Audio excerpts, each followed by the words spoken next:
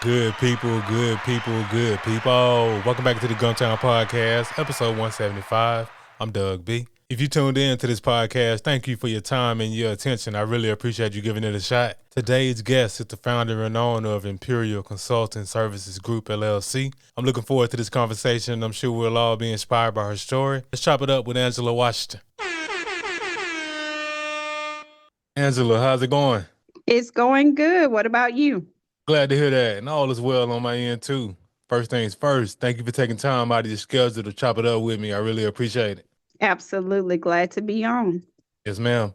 Of course, here to talk about all the great things you got going on with Imperial Consulting Services Group, LLC. But before we talk hmm business, let's get to know the woman behind the brand. Born and raised in the Gump, what was your upbringing like? Well, I am from West Montgomery. I grew up in Highland Village. I am a proud graduate of the George Washington Carver High School. I've been a Wolverine since elementary. So that's basically it. I am an only child to my mother and the baby to my father. Okay, sounds good. Much respect to C House. And like I was telling you offline, y'all are the only school still standing as far as the naming is concerned. Everybody else's name has changed. When I graduated in '06, it was Robert E. Lee. Now it's Percy Julian. So I guess, hmm hey, some things change, some things remain the same. So much respect to C House. Absolutely. Once a Wolverine, always a Wolverine. Much respect, much respect. Yes, ma'am. So growing up as the only child, so just overall, how was that experience being the only child?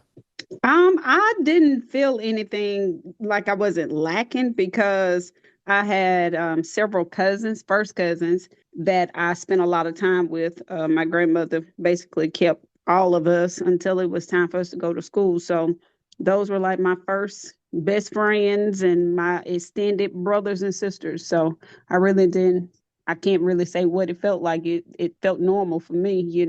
So I grew up around a lot of cousins close to my age. Okay, sounds good. Love to hear that type of stuff. Sounds like you had a great village growing up. I did. Okay, absolutely. That's what it takes at all levels when we're children, when we're adults. Gotta have that good village around. Absolutely. So upon graduating from Carver High School, did you go to college, military, or did you go right to work?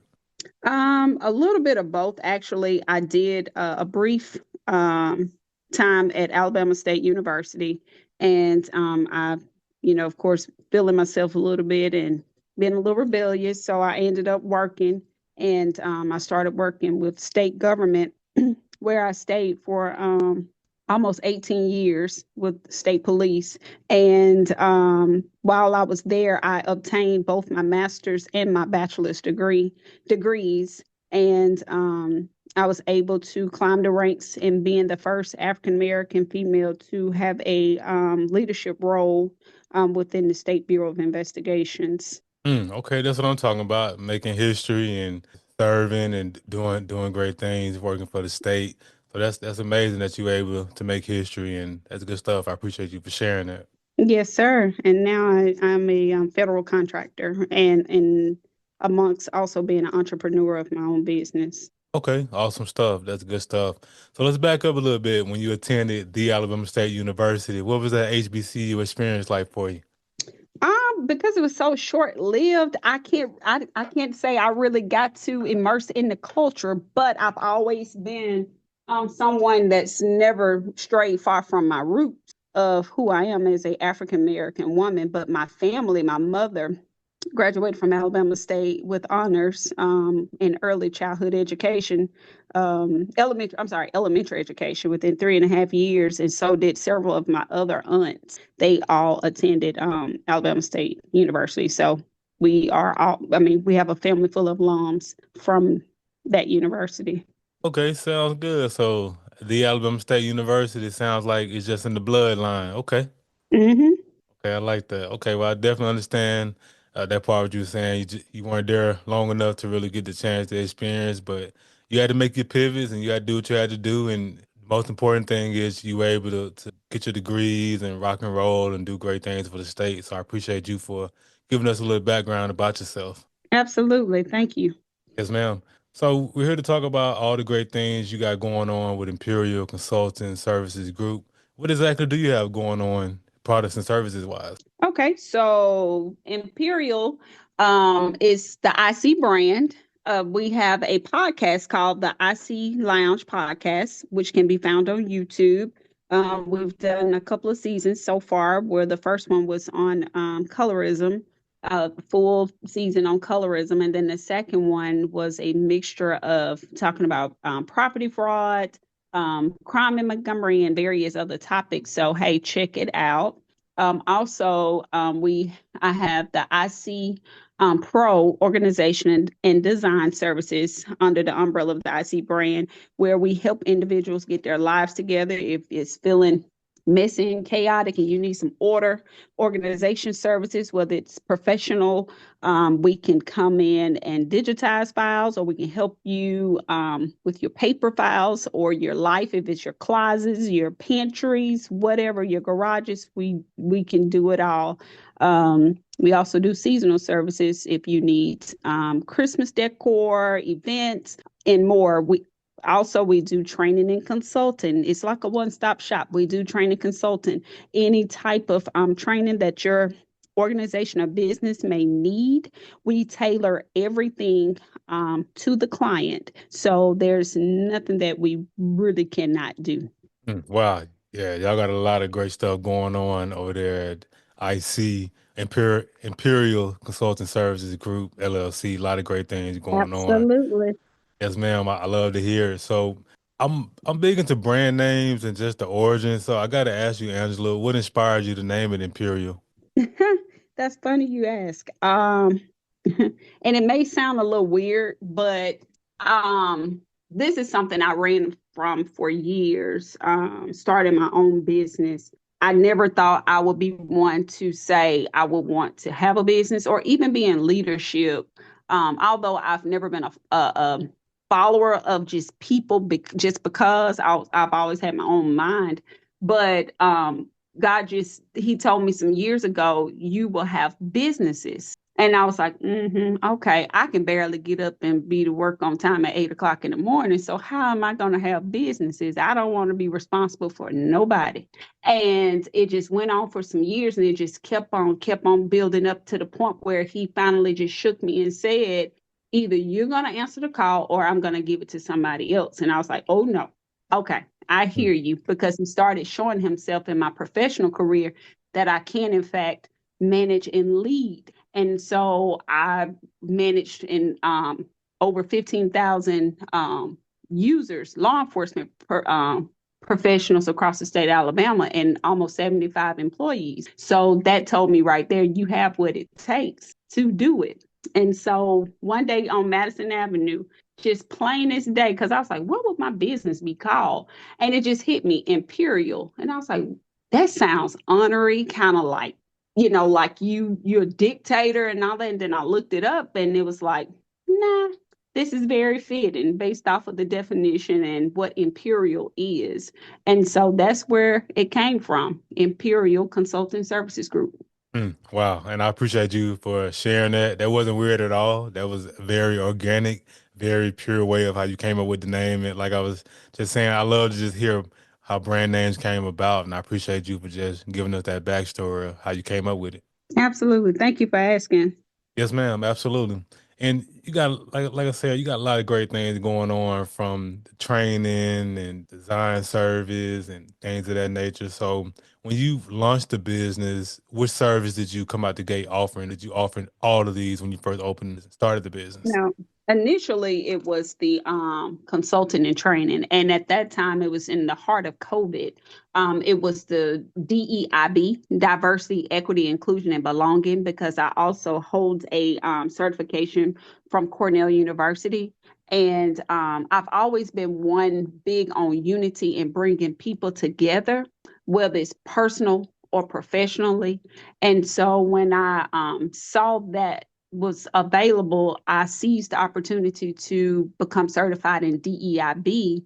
And they also chose me to be a student ambassador for their inaugural diversity symposium, as well as a crisis manager. So I got my feet wet really, really quickly in that arena. So that's what I started out doing, DEIB consulting initially. Mm. Okay. Okay, good stuff. And you said you started the business in the thick of COVID. What year did you start the business? In 2020? Uh-huh. Okay. Wow. So let's talk about that. Of course, and in 2020, the COVID, everything was going on. The world was in a very interesting place. So how Hmm. did how did you how did you stay afloat and stay encouraged launching your business in the midst of a pandemic? How were you able to stay afloat? Hmm. It was by the grace of God. I tell anybody, I dislike what COVID did to people. We lost a lot of loved ones to COVID, but it also slowed the world down enough where we were more intentional and caring. Me being a parent of a son getting ready to go off to college and a daughter who was in middle school at the time, it allowed me the opportunity to really parent and sow into my children. So I was grateful for those opportunities and also to be able to have enough downtime to really build the foundation of my business or work through the process of what it would look like or what I was thinking at the time, which we all know with a business is fluid and it's always evolving when you need to, you may have to scale right away or you need to wait and just build on what you have to um, strengthen that before you go bigger and better. But I will say my business has evolved several times because I am always evaluating my business plan and my motto. I'm big on having a strong foundation and not just jumping out there doing something, which could be a bad thing sometimes because sometimes you just have to be like Nike and just do it. But because there's a fear factor of what if I fail? And so you can't, that's where I am now. I'm trying to be more open to just doing what it is I need to do and see how it goes. Like somebody say, you may be surprised and you actually succeed. So I've been more intentional about what I publish, what I put out in my socials, um, and just being more vulnerable with what it is that I do and who I am as a person.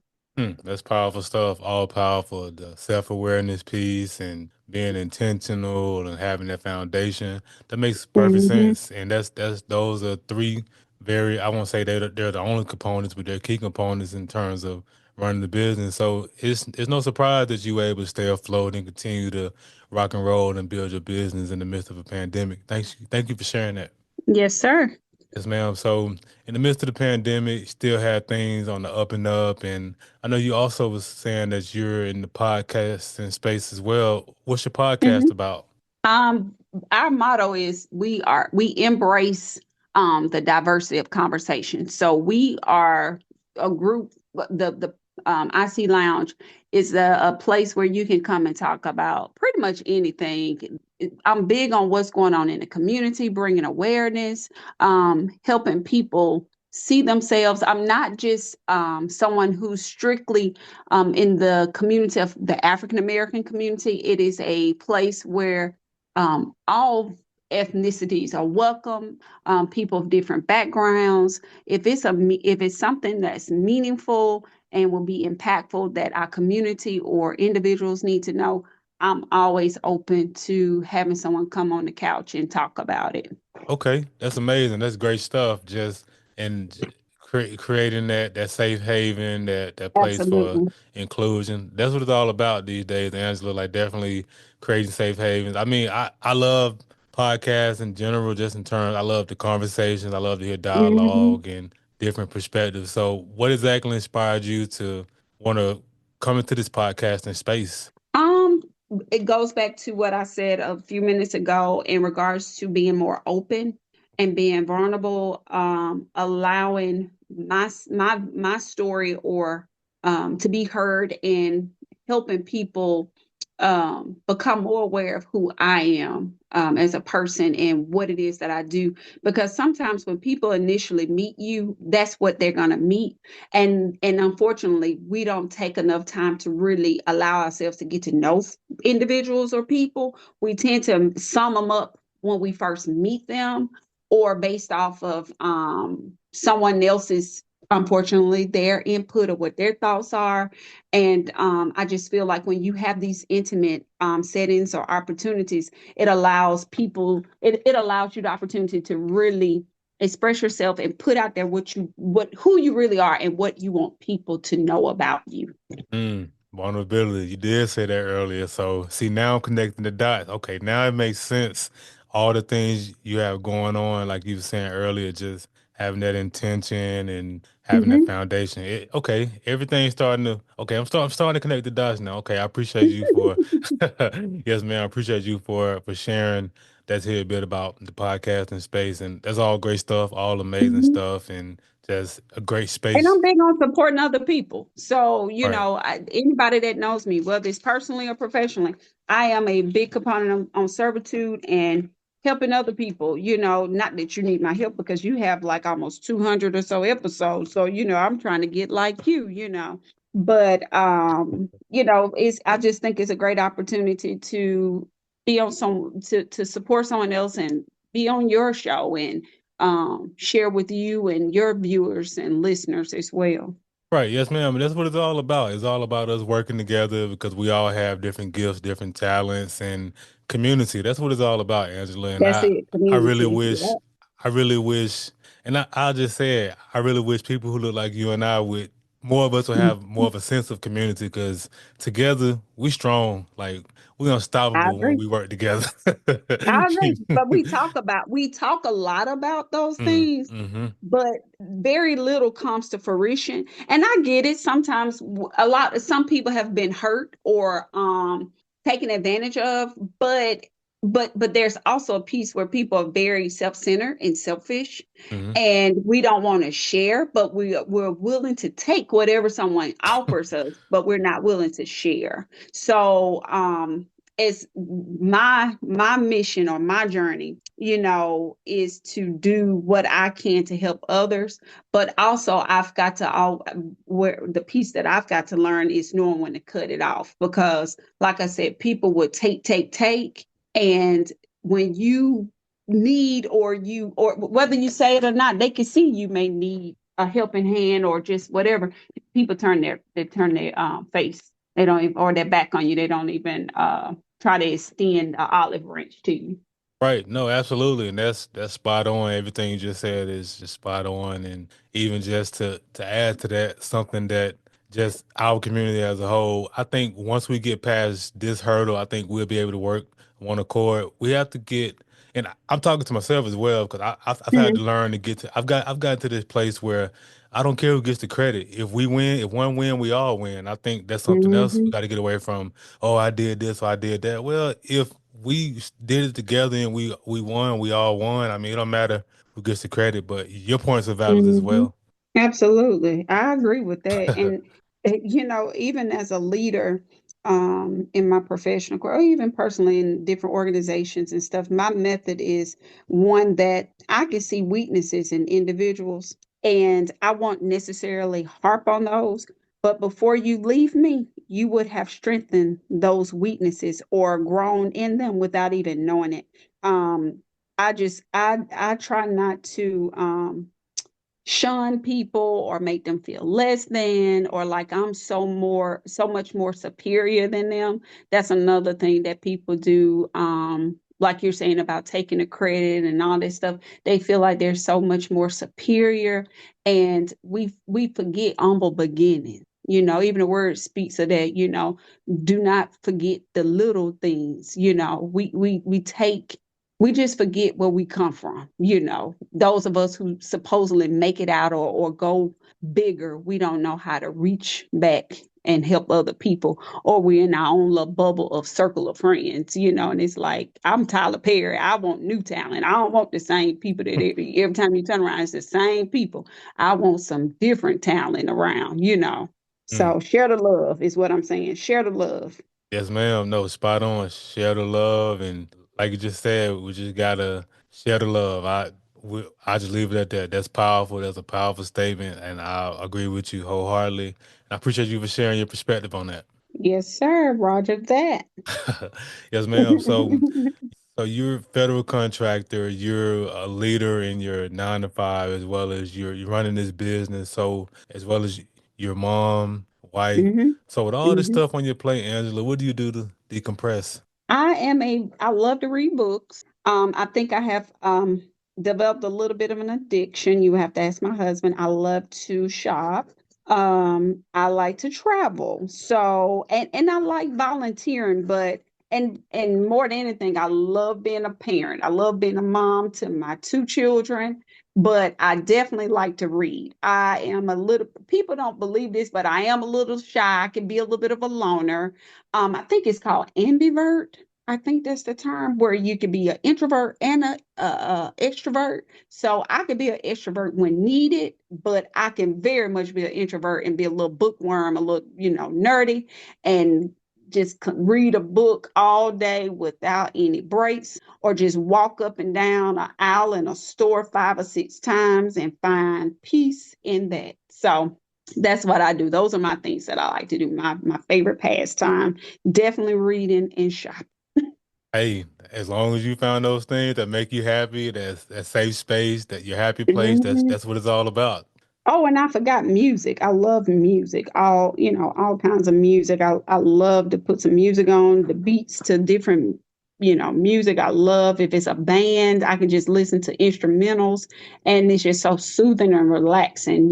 So while I'm reading, I may have some music going, depending on what it is. It may go from Take Me to the King to some heartbeat.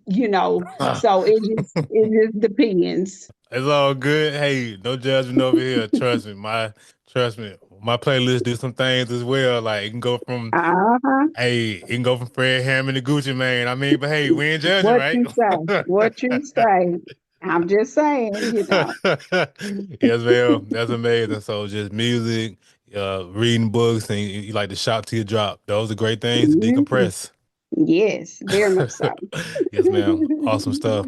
So you've done great things as an entrepreneur with Imperial Consulting Services Group LLC, and I'm sure great things are coming down the pipeline, which leads to my next Absolutely. portion, vision.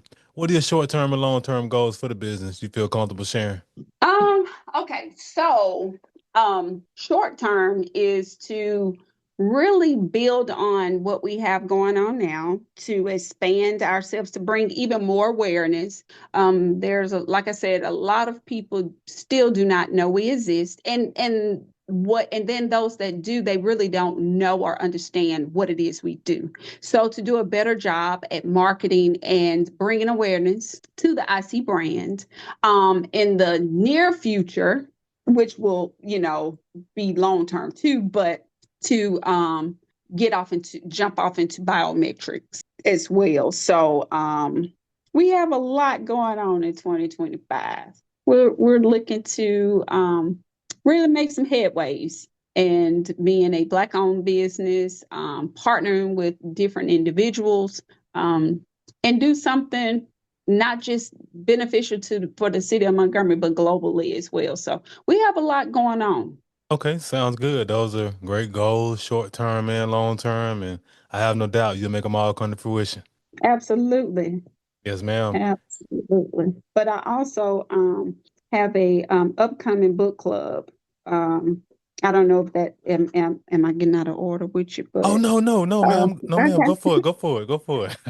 We have a book club coming up, and the first book that we're going to talk about is "The Mountain Is You" by Brianna West. It's a really good book on helping individuals transforming self sabotage into self mastery. A lot of us, we do things that self sabotaging. We're negative, we're stressed to the max, and learning because life is life. The Mhm. mountains are going to be there, but knowing how to navigate and beat those mountains, or to be able to adjust and adapt until we can get on the other side. So it's a book club like no other. It's co-ed, it's 21 and older. We will be tackling some of the things that we're wrestling with, and hopefully freeing people to become better, because it's the internal that needs to be worked on. That mind is something, it's a strong muscle that we wrestle with daily. For whatever reason, we all have something we're struggling with. And so the first thing is being aware and recognizing that you do need to improve, or just saying you want to be better. So we're looking to do that January the 9th at 6 o'clock, 2900 Eastern Boulevard. So it's free, but we're looking to really help some people out. If they're there to really be helped, we're there to do it. Okay, that's awesome stuff. The book club kickoff, the new year, new you, and Absolutely. that's amazing that you creating a safe space for people to come in and discuss the book, and it's a safe Hmm. space in general. Like I was saying earlier, even with the from the podcasting space to these networking events like this one is coming up on the 9th. A lot of us just need a safe place, and that's great that you've created that. Amazing stuff. Absolutely. Yep. Okay, I love to Looking hear it. forward to it. Yes, ma'am. Awesome stuff. So as we wrap up the podcast, Angela, I want to ask the $1 million question. I started this podcast because I wanted to highlight the greatness, connect to the city of Montgomery, whether you were born here or lived here for a significant period of your life, be it college, military, or work. You being a hometown hero, I want to ask you, what do you appreciate the most about the city of Montgomery? I appreciate the community that we have. In comparison to what I hear other people go through or what their struggles are within their cities, I would say Montgomery is second to none. There are good partnerships amongst our elected officials. I mean, of course, everybody, there's rough patches everywhere, but for the most part, our elected officials, they work well together. um, our law enforcement, you can see them, whether it's state, local, or tribal, they all work together. We're trying to do things to improve the city. So I really appreciate the community we have. And I just want us to continue to build upon that and be open to expanding our reach, as far as our thought process and our mindsets on things. But I really do think we have a pretty good community network around here. Yes, ma'am. Powerful stuff. So how can the people connect with you, Angela? What are your social media handles and website? Well, they can find me pretty much everywhere without Snapchat. My children told me I'm too old to have that, even for a business. So you can go to Imperial Consulting Services Group on Facebook or IC Services via Instagram or TikTok. I am also on LinkedIn, and I have a website that's www.imperial,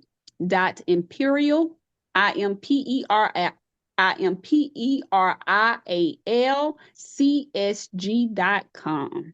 Yes, ma'am. And of course, I'll put all of that information in the description of the episode. Hey, Angela, thanks again for the conversation. I really appreciate you. Absolutely. Thank you for having me. I appreciate you. Yes, ma'am. Good people, that concludes another dope episode of the Gumtown Podcast. In the meantime, in between time, y'all know what to do. Be blessed, be safe, but most importantly, have the audacity to be you. Go.